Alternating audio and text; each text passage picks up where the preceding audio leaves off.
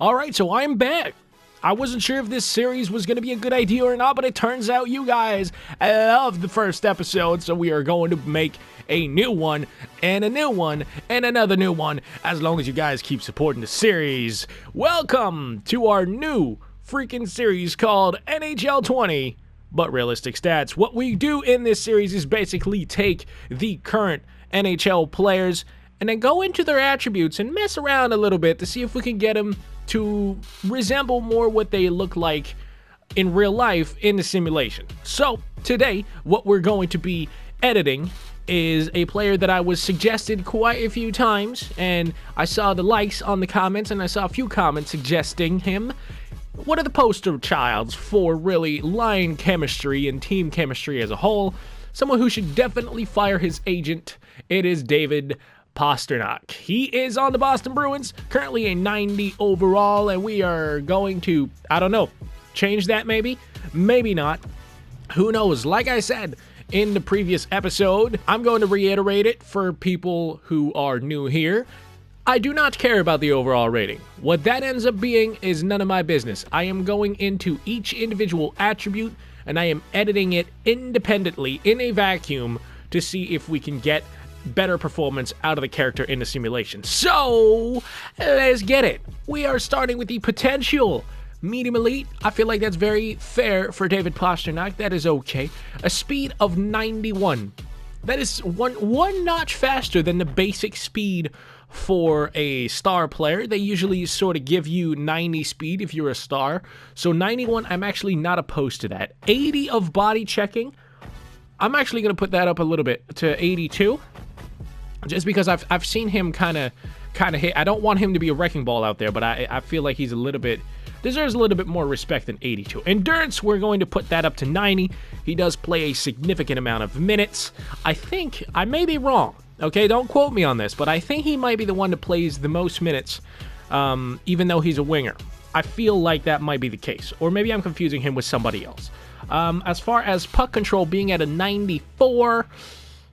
we're going to put that down to 93 a little bit. All right, we're going to do that. 91 passing. I want him to score a few more goals, but we can't deny that he's a great passer. As a matter of fact, I'm going to boost that up to 93 because him on that line with Bergeron and Marchand, it is just ridiculous. The slap shot power, though, I'm going to put that up a little bit. Going to put that up to 92 slap shot power. He has a hard shot, man. You set him up with a one-timer in his sweet spot. He has a hard shot, but definitely more of an accurate type of guy, so I'm going to put him to a 95 for the accuracy. As far as the wrist shot goes, pretty much same thing. I wouldn't give him, the dart that Austin Matthews has after I edited him, but a 91 wrist shot power is pretty good for me. I'm going to give him 95 accuracy, though, because I want him to score a lot of goals in the simulation. So that is what we're going to do. Agility of 91. I don't think I'm going to touch that too much. I feel like that's pretty fair for David Pastrnak. What about strength? Strength of 85. That's pretty good. That's, maybe we're going to boost that up to 86. Just a notch over the 85 barrier. I don't know. Oh, acceleration. I don't like that. I don't like the 91 acceleration they gave my boy Pastrnak. I feel like he is a guy that moves side to side and, gets off to a quick start a little bit better than the quote-unquote average star. So we're going to boost that up to 94. I don't know if I'd give him the 95 thing. I don't think he's in the elite, but I definitely think he's worth a 94 for acceleration. He's very quick off of his feet. As far as balance goes, he's a little bit more difficult to knock off the puck than that. Let's give him some respect. Let's give him a 87, maybe even an 88. Not a 90, but pretty high up there. Face-offs, I'm going to be honest, I haven't seen him take that many face-offs, so I feel like a 65 is pretty accurate. in that regard. Boston Bruins fans, if you've seen him take faceoffs and dominate, I apologize. There's only so many games one man can watch. Okay, I've watched a fair few Boston Bruins games because they're really entertaining to watch, but I haven't watched every single last one of them because nobody can watch all 82 games for all 30 teams. That's just crazy. 31 teams. I just said 30 teams. Rip me. That's $1 for the 30 team jar. All right. Durability of 81. I'm gonna put that up a little bit. We're gonna put that up to 85. I feel like that's pretty fair. Deking of 94. Oofa. I don't know about that. I really don't know about that. He has some highlight moments, but I'm going to put that down to 91. I don't feel like he's, Patrick Kane levels of hands. We're going to put that down a little bit. Still with a 91, he's going to be able to do certain things that he does at times, just not as often as the game is giving him credit for. Now, as far as the aggressiveness goes, we're going to boost that up to 88. I feel like 80 is a little bit too low. Poise of 95, that's very good. Going to put that down to 93. Just because I want Bergeron to stand out among that line when poise is concerned. But obviously, Pastrnak, for his age, very good poise, so 93 it is. Hand-eye, Pasta has ridiculous hand-eye. He is unbelievable. I'm actually going to go over the 95 mark. I'm going to give him 96 for hand-eye. Still room for players to be better than him. There's 3 more attribute points, but I feel like Pasta is way up there as far as the hand-eye goes. We've seen him do some crazy things. Shot blocking at 82. I don't mind that at all. Matter of fact, I'm going to give him 83, just because I want him to be a very well-rounded player, because that line is ridiculous. The offensive awareness is already at 95. Ooh, shit. That was one of the things I was planning on upping, but it looks like EA got it pretty correct with that with this attribute. I was going to boost that up, but I didn't want to do it too much. As far as the defensive awareness, we're going to boost that up, though, and going to give him 92. You don't want him to hit the 95 barrier, I don't think, for defensive awareness, but when he's on that line, man, they just control play so much. You know what? I talked myself into giving them 93. They control play so much that you can't discard that. And they are a very, very good two-way line. And because Bergeron is on that line, I feel like Pasta gets shafted for his defensive ability a little bit. Now, discipline of 84, I feel like that's fair. Fighting skill, I don't remember him fighting. Maybe he has fought at some point, but I don't remember him fighting at all. As far as stick checking, that's the last one, 90. I feel like that's pretty good. I don't feel like, you know what, we're going to give him 92, and that's about it.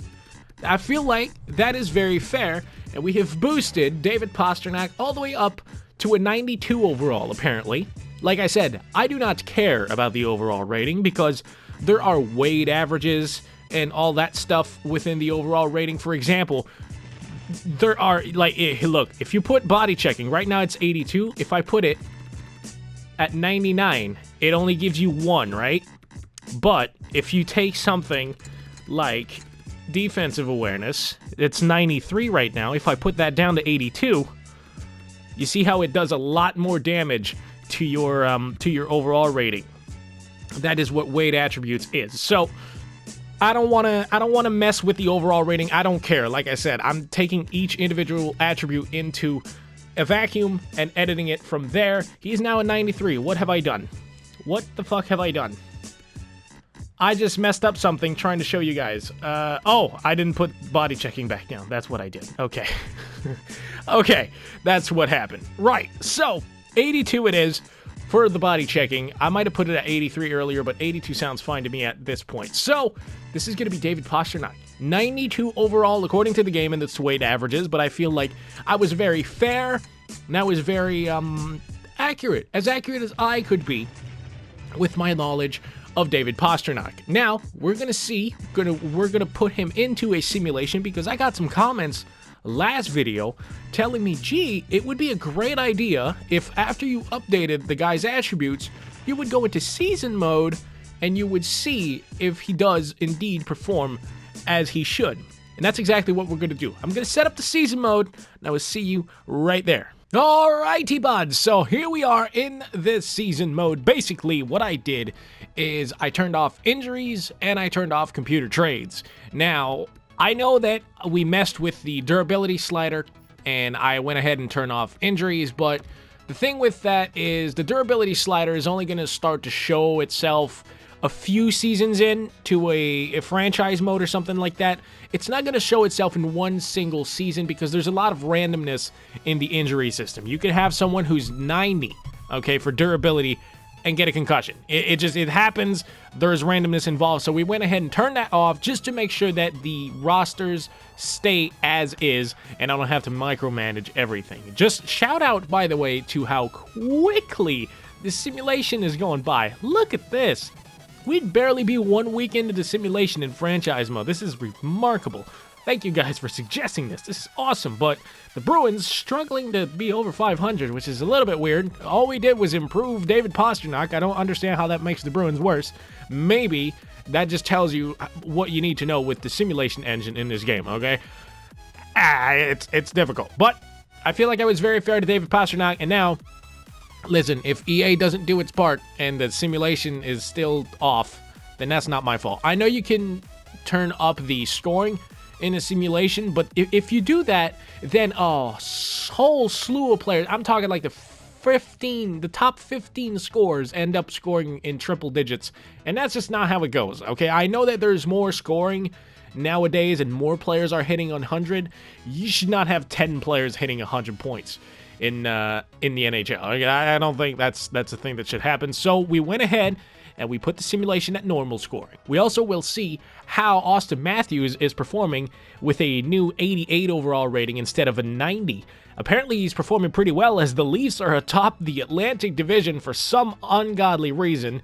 Maybe they had Sheldon Keefe the entire season. I don't know. But the Bruins are barely going to make the playoffs in a wild card spot with 42 wins. So I don't know about that one, Chief. I feel like that's a little bit disrespectful. And only 75 points for David Pastrnak. How is that possible? How, son? I don't understand. I do not understand. 70 points, or like 71 for Marchand. That's pretty good. And 70s also for Bergeron.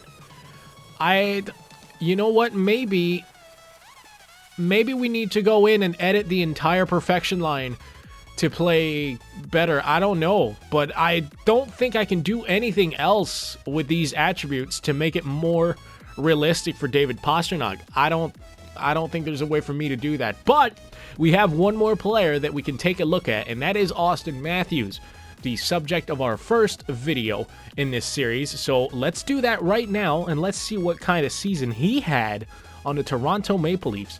He had I thought that was him right there, but he had a 40-goal season, 42 assists. You know what? That's very Matthews-like. I like that.